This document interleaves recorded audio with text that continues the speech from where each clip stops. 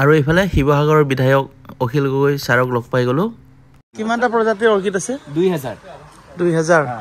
এইটো হৈছে ফেলেনপচিছ নমস্কাৰ স্বাগতম জনাইছো আৰু এতিয়া আমি গৈ আছো অৰ্কিড উদ্যান চাবলৈ আৰু আহিয়ে গাড়ীখন পাৰ্কিঙত লগাই দিলো তাৰ পিছত আমি ইয়াতে টিকট ল'ব আহিলো মানে এটা টিকেটত 100 টকাকে লৈছে আমি 5 জন ঘুমাইছিলো তো 500 টকা লৈছে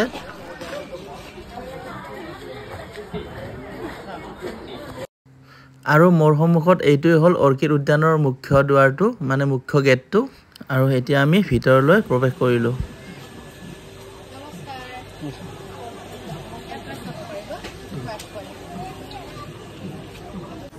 আৰু ধুনীয়াকৈ আমাক স্বাগতম জনাই তো আমাক এইফালে ঘুমাই দিলে তো ইয়াতে আছে প্ৰায় 2000 মান প্ৰজাতিৰ অৰ্কিড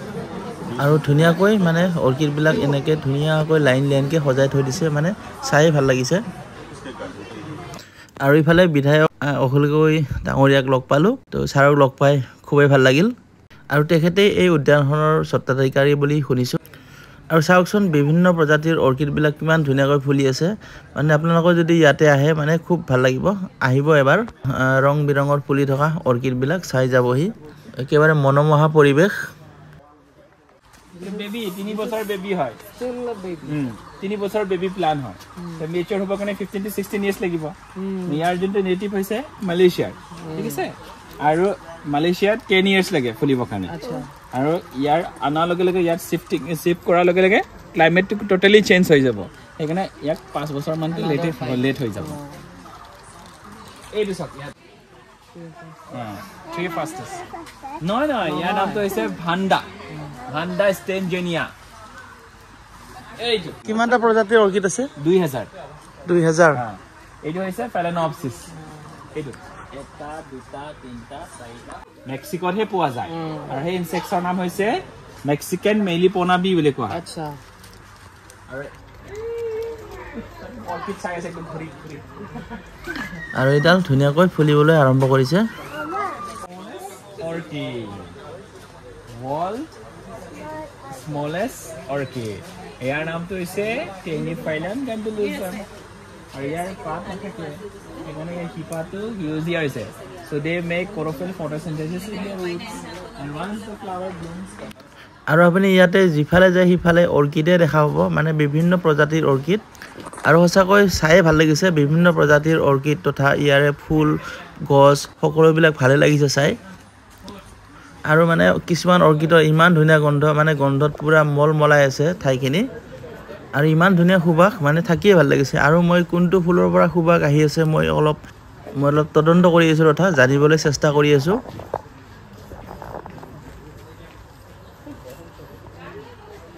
আৰু আপোনালোকে ভাবিছে নেকি এই অৰ্কিড উদ্যানখন অকল এটা গ্ৰীণ হাউচৰ ভিতৰতে আবদ্ধ তেনেকুৱা নহয় এইটো এটা বৃহৎ ডাঙৰ এলেকা আৰু এইফালেও আছে বিভিন্ন প্ৰজাতিৰ কেকটাছ এইবিলাক চাওকচোন আৰু এই ৰুমটোত গোটেই কেকটাছ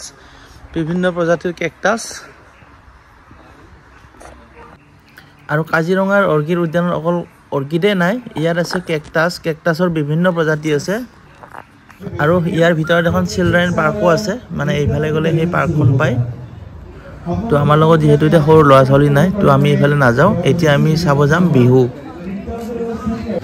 আৰু অৰ্কিড উদ্যানখনৰ মাজমজিয়াত আছে এইটো এটা স্থায়ী বিহু মঞ্চ মানে ইয়াতে বিহু বুলি নহয় বিভিন্ন ধৰণৰ প্ৰগ্ৰেম হৈ থাকে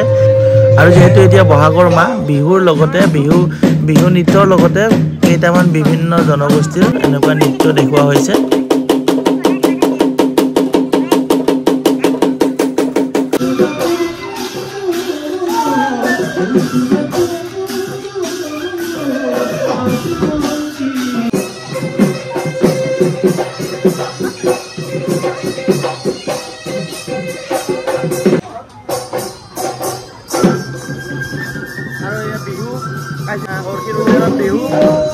সঁচাকৈ প্ৰগ্ৰেমটি চাই বহুত ভাল লাগিল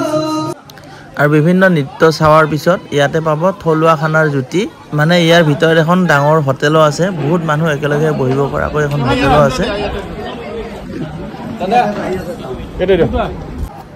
মানে আপুনি যদি অৰ্কিড উদ্যান চাবলৈ আহে তো আপুনি ইয়াতে এসাঁজ খাই যাব পাৰিব আৰু মানে 15-16 বিধ মান ব্যঞ্জন থকা ভাত এসাঁজৰ ভালকৈ জুতি ল'ব পাৰিব আৰু এই অৰ্কিডখনত যিহেতু বহুত বাহিৰৰ মানুহ আহে তো তেওঁলোকে ইয়াতে খাদ্যৰ জুতি লোৱাৰ উপৰিও বিহুৰ লগতে যিবিলাক বিভিন্ন নৃত্য চলি আছে সেইবিলাক বাহিৰৰ পৰ্যটকসকলক ধুনীয়াকৈ বুজাই দিছে নৃত্যবিলাকৰ বিষয়ে আৰু পৰ্যটকসকলেও ধুনীয়াকৈ উপভোগ কৰিব পাৰিছে দেখিয়ে ভাল লাগিছে আৰু সঁচাকৈ উদ্যানখন চাবলগীয়া গতিকে আপোনালোকৰ যদি সময় পায় তেতিয়াহ'লে আহিব নিশ্চয় আজিলৈ ইমানেই ধন্যবাদ